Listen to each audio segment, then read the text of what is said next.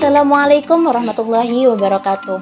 Halo teman-teman semua, kami dari kelompok 3 yang beranggotakan Siti Musarofah dengan NIM 190825016, Surayah Sri Wahyuni dengan NIM 190825019, Tanti Fahrunisa dengan NIM 190825025, dan Pipit Fitrianingsih dengan NIM 190825026 akan mempresentasikan hasil diskusi kami mengenai analisis rasio keuangan, pengertian, jenis, dan manfaatnya.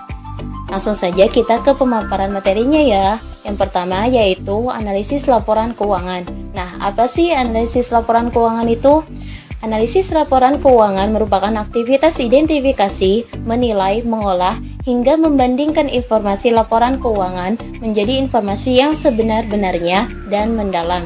Bagi perusahaan, laporan keuangan digunakan untuk melakukan pengambilan keputusan strategis pada bisnis ke depannya. Sedangkan bagi investor, laporan keuangan berfungsi sebagai sumber informasi untuk mengevaluasi nilai dan kesehatan bisnis secara keseluruhan. Selanjutnya yaitu tujuan dari analisis laporan keuangan. Apa saja itu? Yang pertama, mengetahui kemampuan perusahaan dalam melunasi hutang-hutangnya, baik jangka pendek maupun jangka panjang. Kedua, menilai kinerja bisnis pada tahun berjalan. Ketiga, membandingkan nilai perusahaan sendiri dengan perusahaan pesaing. Yang keempat, yaitu mengetahui kemampuan perusahaan dalam memanfaatkan aset ke arah yang lebih menguntungkan.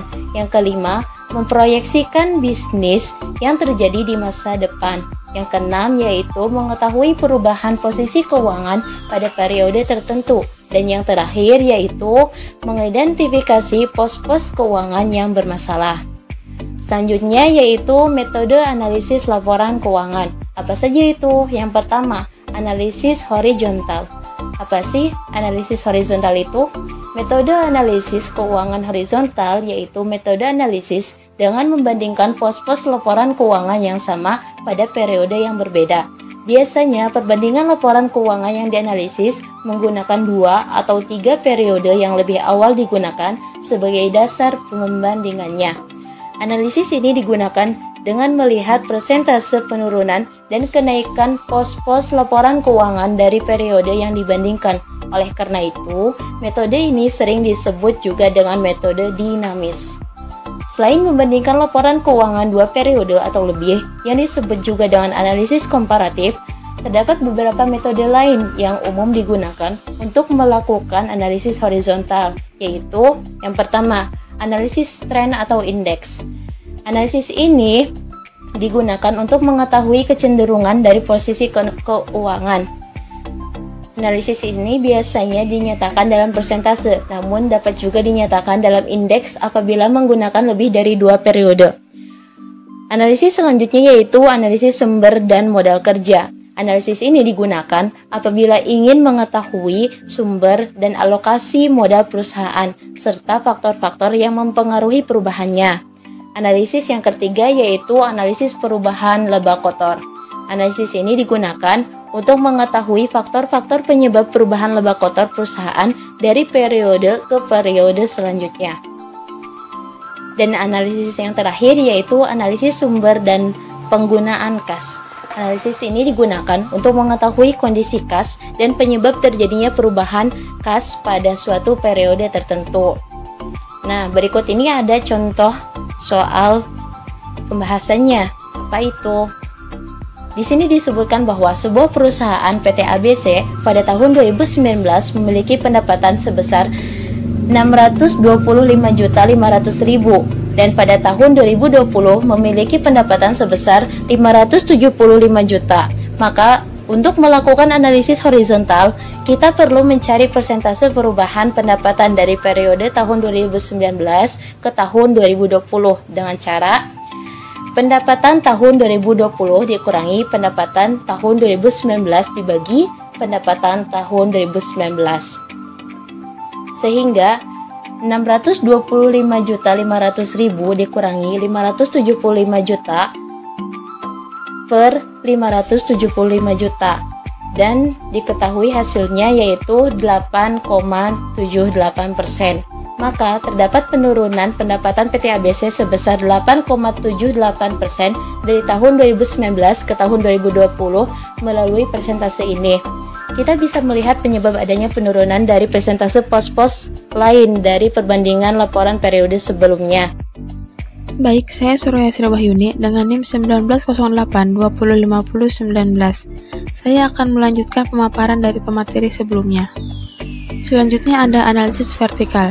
Analisis vertikal digunakan dengan membandingkan pos-pos keuangan yang berbeda pada satu laporan keuangan yang sama di satu periode yang sama. Oleh karena itu, analisis laporan sering disebut juga sebagai metode analisis statis. Adapun yang termasuk ke dalam analisis laporan keuangan vertikal adalah sebagai berikut. Yang pertama, analisis common size. Analisis common size adalah analisis yang membandingkan pos-pos laporan keuangan dengan menggunakan persentase dalam suatu periode tertentu. Laporan yang dianalisis biasanya adalah laporan laba rugi dan neraca.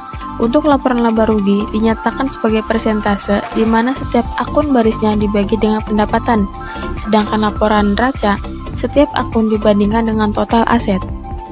Yang kedua ada analisis break-even.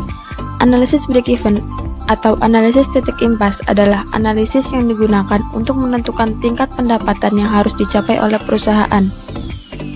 Analisis break-even membantu perusahaan untuk menganalisis berapa produk yang harus dijual atau berapa rupiah yang harus diterima pada satu periode tertentu. Analisis ini bertujuan untuk membantu perusahaan dalam mengambil keputusan strategi bisnis agar perusahaan bisa mendapatkan keuntungan dan mengurangi risiko kerugian. Yang ketiga ada analisis rasio keuangan. Analisis rasio keuangan digunakan untuk menilai suatu kinerja perusahaan berdasarkan pos-pos laporan keuangan pada satu periode tertentu. Analisis rasio keuangan berfungsi sebagai tolak ukur dalam mengambil langkah strategis perusahaan pada periode selanjutnya dan mengevaluasi sumber daya perusahaan. Ada 4 alat ukur dalam analisis rasio keuangan, yaitu rasio likuiditas, rasio solvabilitas, rasio profitabilitas, dan rasio aktivitas. Penjelasan mengenai analisis rasio keuangan adalah sebagai berikut. Yang pertama, rasio likuiditas berguna untuk mengukur kemampuan perusahaan dalam memenuhi kewajiban jangka pendeknya. Rasio likuiditas membandingkan kas, efek, dan piutang dengan hutang jangka pendeknya. Yang kedua, rasio solvabilitas digunakan mengukur kemampuan perusahaan dalam memenuhi kewajiban jangka panjangnya.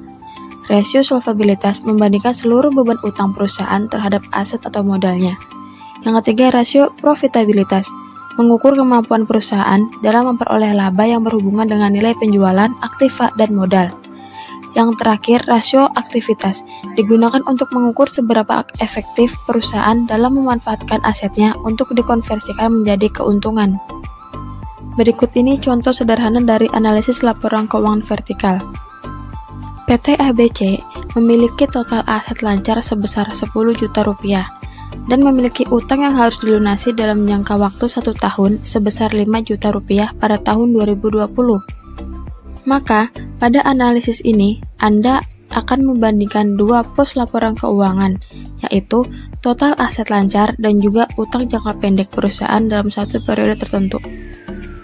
Melalui rumus rasio likuiditas lancar, maka total aset lancar dibagi utang jangka pendek, kemudian dikali 100%. Sama dengan 10 juta rupiah dibagi 5 juta rupiah, dikali 100% sama dengan 2. Jadi, pada current ratio, jika perbandingannya angka di atas 1, maka perusahaan terbilang aman dan mampu melunasi utang lain. Selanjutnya ada analisis common size. Analisis common size adalah analisis laporan keuangan dengan menggunakan laporan laba rugi dan neraca perusahaan. Untuk menggunakan analisis common size, setiap pos aktiva dan kewajiban akan dibagi dengan total aktiva yang ditunjukkan dalam persentase. Kemudian, laporan persentase yang telah diperoleh akan dibandingkan dengan laporan persentase perusahaan periode sebelum atau sesudahnya, atau dibandingkan dengan laporan persentase perusahaan lain. Menurut Sinuraya, pada bukunya di tahun 2009, pada halaman 15, analisis common size adalah analisis horizontal dan analisis vertikal, baik dalam angka-angka rupiah atau persentase. Dapat menunjukkan hubungan dan kecenderungan atau tren posisi keuangan dan hasil usaha untuk suatu perusahaan secara individu. Dari pernyataan di atas, dapat disimpulkan bahwa analisis common size untuk laporan keuangan secara vertikal dilakukan dengan membagi masing-masing akun terhadap total aset. Sedangkan untuk laporan laba rugi dilakukan dengan membagi masing-masing akun terhadap total pendapatan atau penjualan.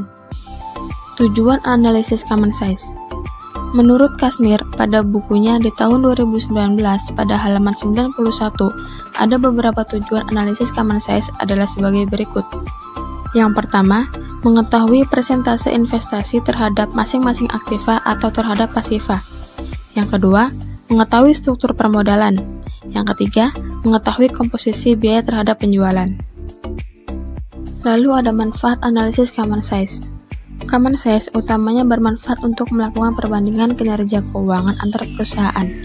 Karena laporan keuangan beberapa perusahaan dapat diubah dalam bentuk common size format. Perbandingan common size statement dengan pesaing atau rata-rata industri dapat mengungkapkan perbedaan akun dan distribusinya dalam neraca. Dengan demikian, analisis dapat mengevaluasi alasan mengapa terjadi perbedaan kinerja antar perusahaan. Berikut ini contoh laporan common size perbandingan dua perusahaan industri sejenis. Pada laporan common size tersebut, tampak bahwa laba kotor Liquan Company memiliki peningkatan yang lebih besar dibandingkan Madison Company, yaitu 30,4% versus 30,0%. Namun, Madison Company lebih mampu untuk menekan kenaikan total beban operasi dibandingkan Liquan Company.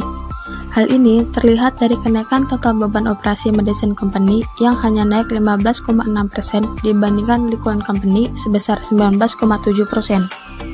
Hal ini membuat Madison Company mampu mencetak kenaikan laba operasi yang lebih tinggi, yaitu 1,4% versus 10,7%. Pada bottom line yaitu laba bersih, Madison Company dapat mencetak kenaikan laba bersih sebesar 9%. Pencapaian ini lebih tinggi dibandingkan pesaingnya Liquan Company yang hanya mencetak kenaikan laba bersih sebesar 6,1%. Sehingga kesimpulannya dari kinerja keuangan pada laporan laba rugi, growth atau pertumbuhan dan kemampuan meminimalkan beban operasi pada Madison Company lebih bagus dibandingkan Liquan Company. Baik, selanjutnya saya Tanti Fahrul Nisa akan melanjutkan penjelasan mengenai analisis rasio keuangan. Yang pertama, pengertian analisis rasio keuangan menurut Jonathan Golin, beliau berpendapat bahwa rasio merupakan suatu angka yang digambarkan dalam suatu pola yang dibandingkan dengan pola lainnya, serta dinyatakan dalam presentase. Sedangkan keuangan merupakan sesuatu yang berhubungan dengan akuntansi, seperti pengelolaan keuangan dan laporan keuangan. Analisis rasio keuangan atau financial ratio merupakan suatu alat analisis yang digunakan oleh perusahaan untuk menilai kinerja keuangan berdasarkan data perbandingan masing-masing pos yang terdapat pada laporan keuangan, seperti laporan neraca, laporan laba rugi, laporan arus kas.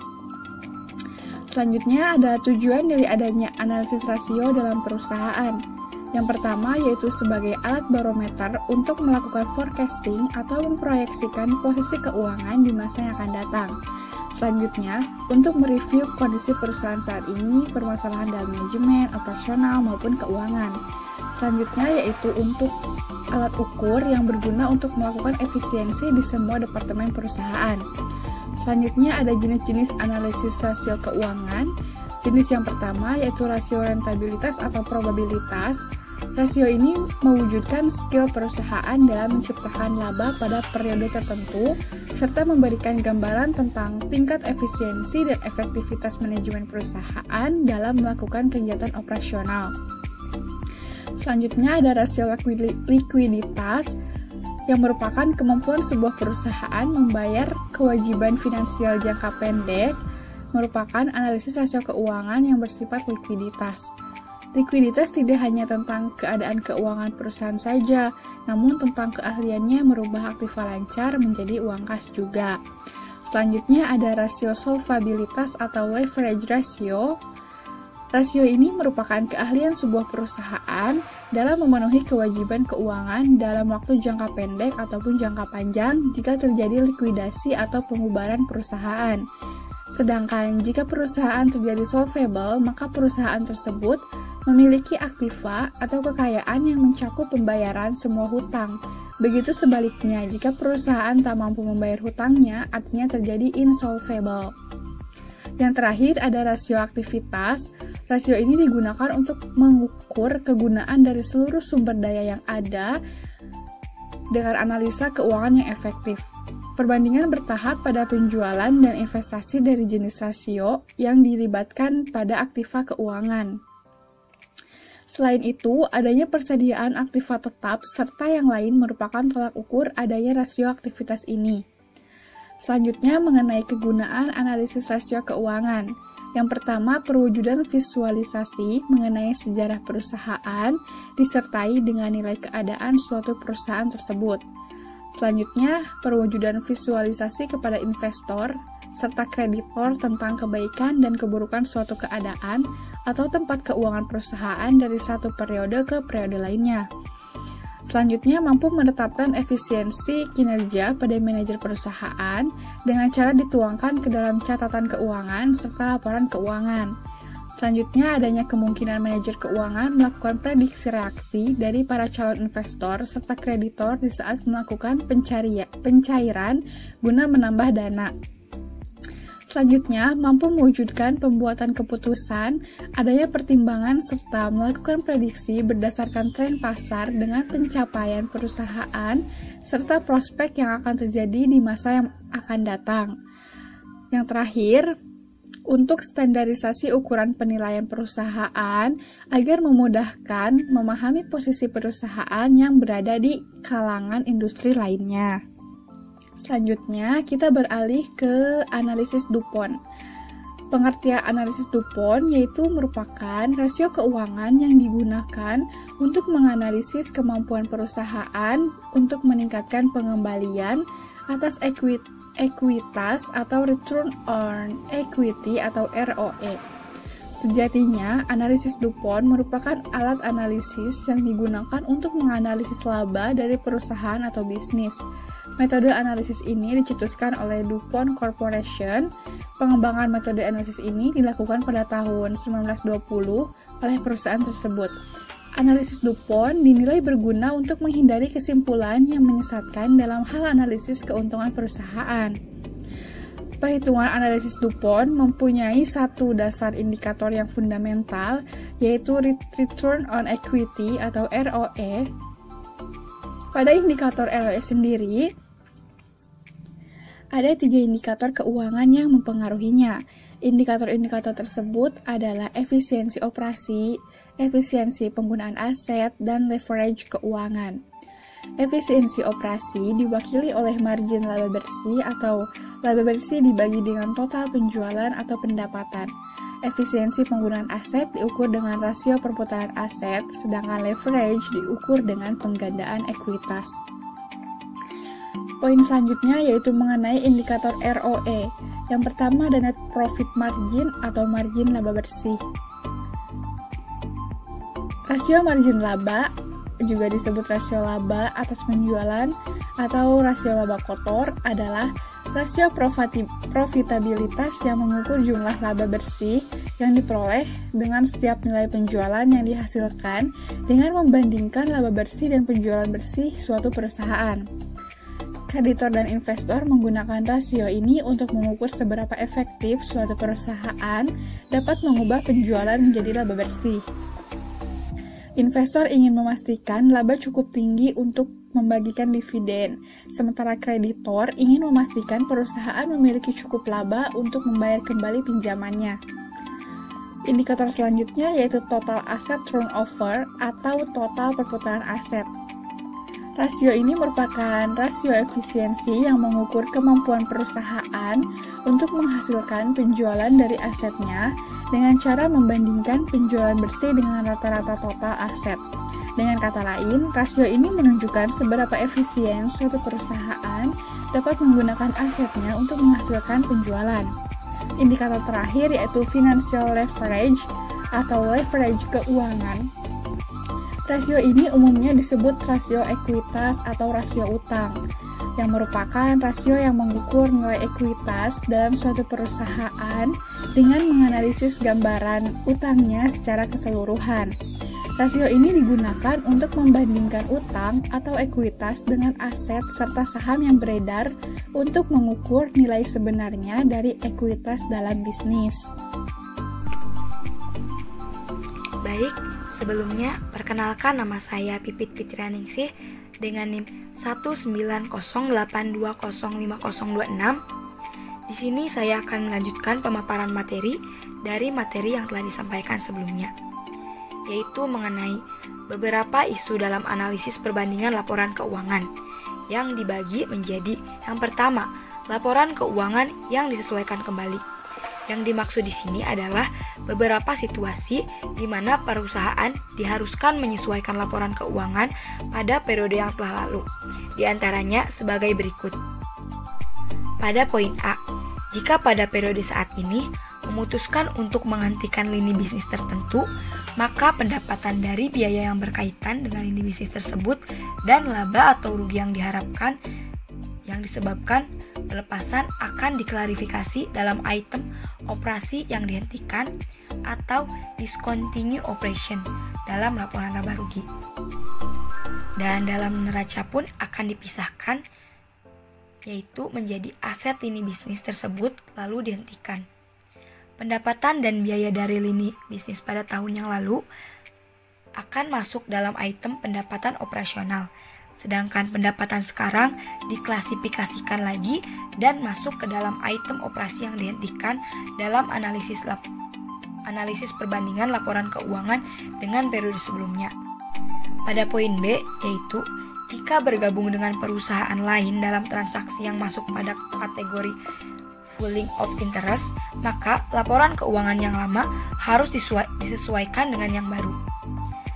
Sedangkan pada poin C, yaitu perubahan prinsip akuntansi LIFO menjadi FIFO diharuskan menyesuaikan kembali untuk mencerminkan prinsip yang baru.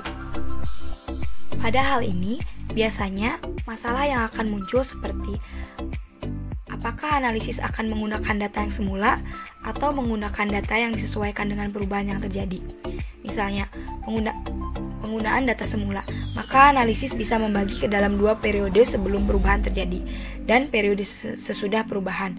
Analisis dapat dimulai dari tahapan baru dengan menggunakan data sesudah perubahan terjadi. Dan yang kedua, yaitu perbedaan klasifikasi rekening.